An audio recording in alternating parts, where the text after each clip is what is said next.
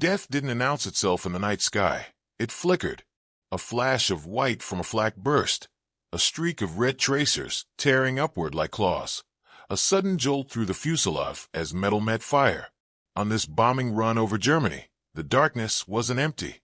It was alive, snarling, waiting. Engines roared in strained unison, their vibrations shuddering through the cockpit floorboards. Every breath the pilots took tasted of oil, cold aluminum, and fear. Inside his Halifax bomber, a young Canadian pilot named Dawson gripped the controls so tightly his knuckles shone pale against the dim glow of the instrument panel. Sirens wailed through the headset, warnings of engine temperature spikes, fuel fluctuations, and enemy radar locks. Below him, the city was a smothered shadow, lit only by the violent blossoms of anti-aircraft fire. Above him, the sky trembled under the weight of hundreds of Allied aircraft.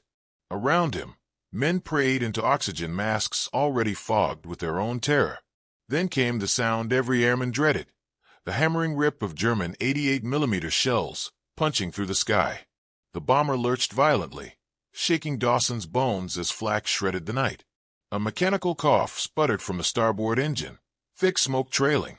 For a heartbeat, it felt like the aircraft would fall apart in his hands. This was only Night 7.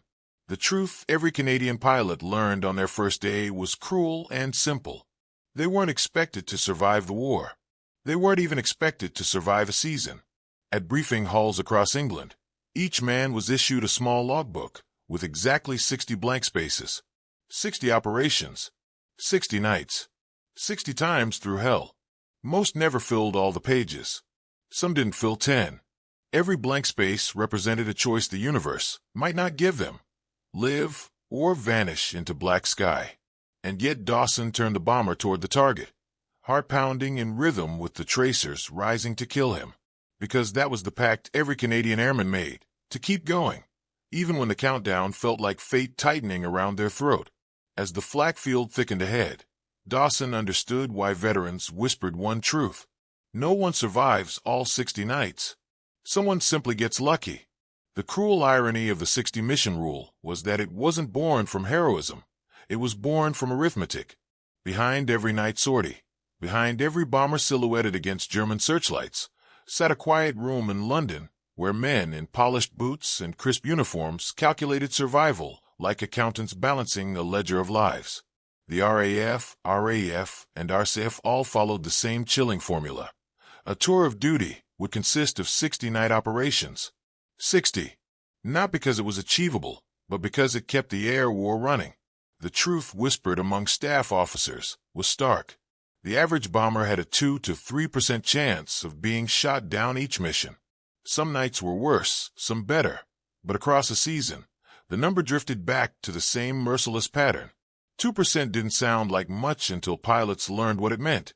2% per night became a mathematical sentence. After 30 missions, half the crews were gone. After 60, fewer than 1 in 3 survived. Fuel shortages meant aircraft often limped home with engines sputtering, forcing emergency landings or ditchings at sea. Inexperienced replacement crews flew like ghosts chasing veterans they couldn't match. Weather fronts swallowed entire squadrons. Mechanical failures turned bombers into coffins long before flak ever touched them. And tired pilots made tired mistakes, drifting off course, misreading gauges, or assuming a faint glow on the horizon was dawn instead of enemy fire. Yet headquarters couldn't lower the number. Cutting the tour to 20 or 30 missions would collapse manpower projections. Each bomber required 7 trained crewmen. Every reduction meant more training cycles, more airplanes sitting idle, more political embarrassment. So the policy stood firm, 60 missions. A number that looked clean on paper and catastrophic in the sky. Behind closed doors, senior commanders admitted what they could never say publicly.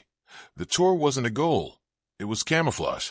A way to hide the truth from the air crews, the newspapers, and sometimes themselves. Even Churchill refused to publish the real casualty rates, fearing panic among the families sending sons into the night. To the world, 60 missions sounded like duty. To the pilots, it sounded like a countdown to their own disappearance. The first night of training felt less like an introduction and more like a warning. Recruits arrived at the airfield expecting discipline, routine, maybe even pride. What they met instead was darkness, a darkness so complete it felt alive. Floodlights stayed off. Windows were shuttered. Even the barracks hallways were dim, forcing young men to walk by instinct more than sight. "If you can't live in the dark," one instructor muttered, "you won't last in it." Night navigation was the first true trial. Trainees climbed into rickety trainers, where the cockpit shook like a frightened animal and instruments flickered with a mind of their own. They learned to trace rivers they couldn't see and memorize skylines that vanished behind cloud cover. Every wrong calculation meant being miles off course, alone in blackness where no star stayed steady and no horizon stayed true. Instructors drilled into them the brutal truth. At night, the sky did not forgive mistakes. It swallowed them. Then came blackout drills. Sirens wailed across the field without warning, and recruits had seconds to shut down engines, douse lamps, and drop to their knees. Not because of enemy bombers, but because any stray light could mark the airfield for attack. Some men fumbled. Some froze. Instructors didn't shout. They simply walked past the slow ones with a look that said everything. Hesitation kills crews. Crash simulations hardened whatever innocence remained. Crews practiced escaping burning aircraft in complete darkness, crawling through choking smoke, navigating twisted metal while blindfolded to mimic panic. They learned to shove fear down, to move without thinking, to accept that surviving a crash wasn't about strength. It was about instinct and luck, two things the war handed out sparingly. And then the letters. Each recruit was told to write one during his first week, sealed, stamped, and stored in a drawer marked in case of loss. Some wrote to mothers, some to sweethearts, some couldn't write at all. The quiet in the barracks that night was heavier than any engine roar. It was an unspoken acceptance. They were preparing for deaths no one would witness. Instructors rarely offered comfort, only truths. One, older than the rest, stood before a group of trembling recruits and said softly, "Don't count your missions. The sky will do that for you." Fear didn't fade after training. It became the shadow that followed every man to his first flight. Daniel Mercer never looked like the kind of man destined to fly into fire. He had the quiet eyes of a Saskatchewan farm boy, the kind used to watching horizons more than people, the kind that measured time by seasons instead of fear. But war had a way of reaching even the most peaceful corners of the prairie, and when the call came, Daniel answered before he had the chance to wonder whether courage and duty were truly the same thing. He carried the prairie with him everywhere, the slow patience of sunrise chores, the steadiness of hands trained to mend fences and guide stubborn horses, the humility that came from long days spent under open sky. Yet beneath that gentleness lived something harder, an ache to protect the world he'd grown up in, a world fragile in its innocence compared to the darkness sweeping across Europe. Duty didn't lift him. It pulled him forward like gravity. But flying changed him. The cockpit wasn't a field or a barn or a familiar road. It was a metal coffin trembling under the weight of engines, sweat, and fear. The moment he lifted off the runway each night, the sky swallowed him whole, black, endless, indifferent. Tracer fire stitched the darkness like glowing threads of fate. Flak blooms punched holes through the night, shaking the bomber so violently he sometimes tasted blood. Down below, cities burned in orange spirals. Up above, the stars felt too far away to offer mercy. Daniel did not scream like some did. He did not curse, or pray loudly, or promise God impossible bargains. His strength was quieter, buried deep, but every mission carved another line across his soul. He felt guilt tightening in his chest each time the bomb bay opened. He felt dread coil around his spine each time an engine coughed. And still, he stayed calm for his crew, because someone had to. Calm, he learned, did not mean unafraid. It meant flying anyway, even when every instinct begged him to turn back. And with each mission, Daniel Mercer realized the truth no farm boy should ever have to learn. The sky could change a man faster than war ever did. The first nights taught Daniel a truth no instructor had dared to speak aloud. The sky did not simply take men, it devoured them. On his third mission, he watched a flak burst tear open the clouds like a violent blossom of fire. The explosion lit the underside of the squadron long enough for him to see a bomber 200 yards ahead suddenly lose its wing. No scream reached their radios. No distress call. Just a silent spiral of metal and fire disappearing into the dark. One heartbeat it was there. The next it was gone, swallowed by the night as if it had never flown at all. Altitude offered no mercy. At 18,000 feet, the cold became a living thing, sharp enough to cut through layers of leather and wool, creeping into gloves until fingers felt carved from ice. Frost bloomed inside the fuselage. Daniel's oxygen mask stiffened with every breath. Once, the line froze entirely. His vision flickered into a dull tunnel before the engineer hammered the valve with a wrench, restoring air with a desperate hiss. Minutes later, they were dodging tracer fire, white-hot threads slicing past the windows like needles seeking flesh. German night fighters were ghosts. Sometimes Daniel saw only their exhaust trails before the rear gunner shouted, "Corkscrew!" and the bomber lurched violently into a stomach-churning dive. Sometimes he didn't see them at all, just heard the dull thud of bullets chewing through the tail or the sudden silence when a friendly bomber behind them vanished from formation without warning. Skill helped, yes. Training helped. But no one pretended that either could outfly fate. Every landing felt like an act of defiance. Every survival felt unearned. Daniel and his crew would step onto the runway, boots touching solid earth like it was the rarest blessing. Around them, ground crews counted returning aircraft, faces tightening when they realized which planes weren't coming home. No matter how steady his hands felt on the controls, Daniel understood what the veterans had whispered since day one. Up there, death chose at random, and sooner or later, every pilot ran out of nights the sky was willing to spare. They became brothers not by blood, but by the simple truth that every night they stepped into the bomber, their lives were stitched together by fate. Daniel learned this quickly. No man survived alone in the sky. The navigator, Collins, with his quiet brilliance and constant worry about misreading a star. The radio man, Hale, who hid his fear behind jokes so steady they felt like a heartbeat. The engineer, Boyd, whose hands were always coated in oil and whose temper flared only when machines misbehaved. And Turner, the rear gunner, barely 20, eyes too young for a job that required staring directly into death. In the dark, their voices were lifelines. A single word from one could steady the others. Before every mission, they'd sit together on overturned crates, checking gear while pretending not to listen for the chaplain's murmured prayers nearby. Daniel watched how Turner's hands trembled before he climbed into his turret, how Boyd would clap him on the shoulder and growl, "You're the best set of eyes we've got." It wasn't flattery, it was survival. At night, in the bunkhouses, the closeness deepened.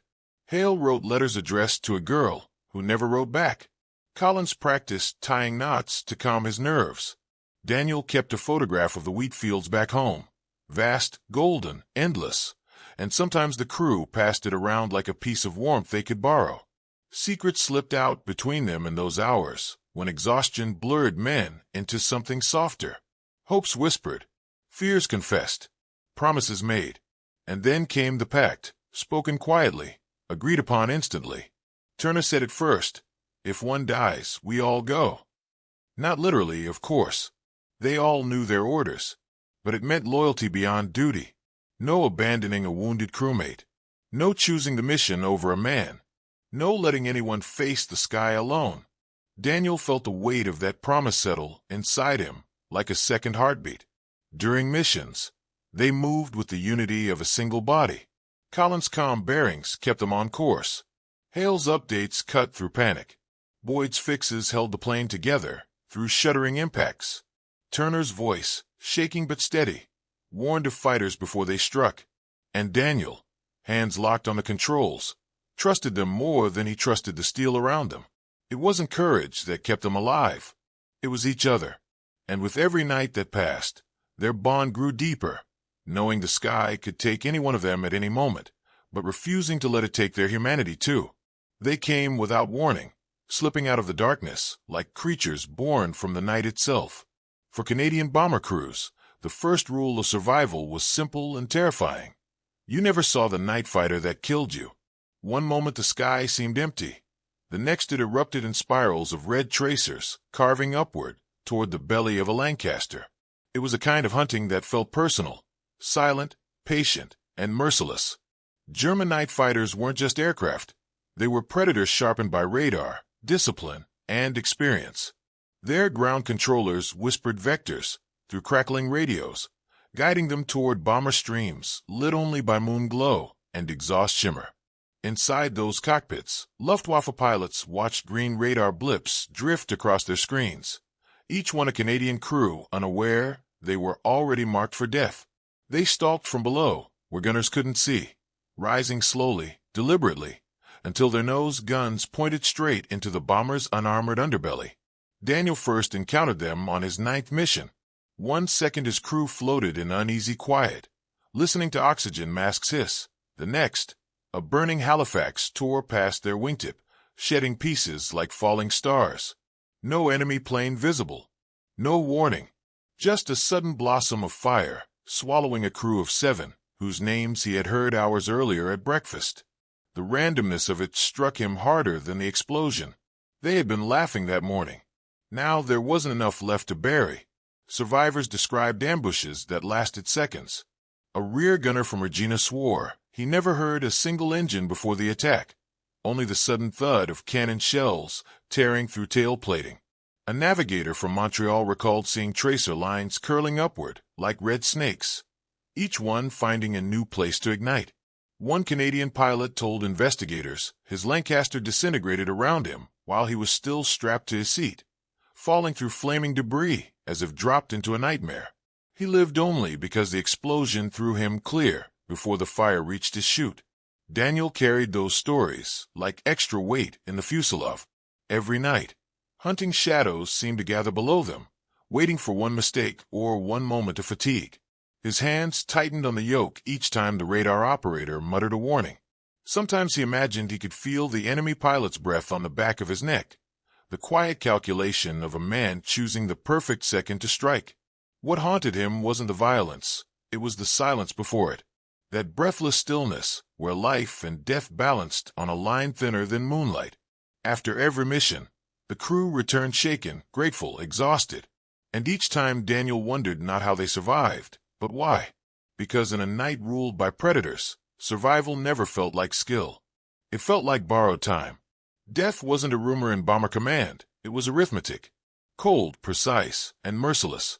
Pilots didn't need superstition to fear their logbooks. The math alone was enough to hollow a man from the inside out. By Daniel's 10th mission, he already understood what veterans whispered in mess halls. Every page in that book was a coffin lid waiting to close. By the 20th sortie, the statistics became impossible to ignore. Half the squadron was gone, names crossed out on chalkboards, bunks left cold, mugs still hanging on hooks as if waiting for hands that would never return. New replacements arrived weekly, boys barely old enough to shave, filling empty spaces like sand poured into fresh graves. Daniel remembered one morning when 3 aircraft failed to return. The crew room felt like a church, heavy and grieving, yet operations continued as though loss were merely a logistical inconvenience. By the 40th mission, the numbers turned brutal. Entire crews vanished in single nights, some swallowed by flak clouds over Essen, others consumed by night fighters whose attacks left nothing but drifting ash. Survivors looked older than their years, eyes ringed with sleepless dread. The medical officer once admitted quietly that fear was killing pilots faster than oxygen failures, but fear wasn't something command could treat. They could only schedule another briefing. Men stopped forming friendships after the halfway mark, not out of coldness, but self-preservation. Every bond risked becoming another ghost to carry. One rear gunner wrote in his diary, "At this point, shaking hands feels like picking pallbearers." By the 60th mission, survival felt like a statistical insult, as if the universe had simply forgotten to collect its due. Only a handful of men ever completed a full tour. Those who did often spoke in hushed tones, aware they were walking contradictions, proof that probability could occasionally blink. Archived testimonies decades later revealed the truth no commander dared say aloud. One Canadian navigator put it simply, "We weren't flying missions. We were serving a sentence." Another called the 60 sortie tour suicide dressed as duty. Daniel read those same numbers every night before flying, knowing each mission brought him closer not to victory, but to the odds catching up. And yet, he kept climbing back into the sky, because stopping meant surrender, and surrender was the one statistic no one accepted. The decision felt heavier than any aircraft Daniel had ever flown. The briefing room was still buzzing with orders when he saw it. His rear gunner, Lewis, slumped against the wall, eyes red, hands trembling as though the cold had followed him indoors. The boy tried to smile, tried to pretend he was ready for another night in the sky that swallowed men whole. But Daniel could see the truth. Lewis was spent. Not physically. Exhaustion could be mended with rest. It was the inside of him that was cracking. Tonight's target was deep inside Germany, a place aircrews whispered about in dread. Losses were expected. Command didn't hide it. And as Daniel scanned the mission board, a sick weight pulled at his gut. Their crew number was circled. They were scheduled. No questions asked. Lewis stood slowly, forcing confidence into a body that didn't believe him. "I'm fine, Skipper. One more night." But Daniel heard the quiver under the words. He remembered the last mission, Lewis firing blindly into blackness while a night fighter spiraled toward them, his scream swallowed by the intercom static. After landing, the gunner had vomited behind a hangar, shaking so violently that mechanics pretended not to see. Now Daniel faced the choice he'd been dreading. If he reported Lewis unfit, the entire crew would be grounded. Someone else would fly in their place, someone fresh, someone unaware that tonight's odds leaned toward death. They might die instead of his boys. But if Daniel said nothing, Lewis would climb into that turret again, hands trembling around the triggers, senses dulled by fear and fatigue. And a single moment of hesitation in the rear guns meant all 7 men could vanish into fire. Duty told Daniel to fly. Loyalty told him to protect his crew. Humanity whispered that Lewis deserved to live. But guilt, heavy, relentless guilt, told him that choosing safety meant sending strangers to their deaths. He looked at Lewis, at the rest of the crew waiting silently, trusting him to choose the path they would follow. The room felt smaller, darker, as though the war itself leaned in to listen. And Daniel realized there were no right choices anymore, only those he would carry for the rest of his life. Daniel first noticed the trembling in his hands during a quiet dawn, long before engines thundered or orders arrived. It was a small shake, barely visible, but it frightened him more than any night fighter ever had. Around him, the squadron moved like ghosts, faces pale, eyes sunken, laughter replaced by tight nods and forced smiles. The war hadn't killed them yet, but something inside them had already begun to splinter. Sleep offered no refuge. Night after night, Daniel jolted awake, the roar of engines still echoing in his ears, convinced he smelled burning metal. Some men screamed in their bunks, trapped in dreams, where flak bursts kept blooming endlessly across the sky. Others sat up silently, staring into the dark, as if afraid their thoughts would betray them. No one spoke about it, but everyone felt it. The mind gave out long before the body did.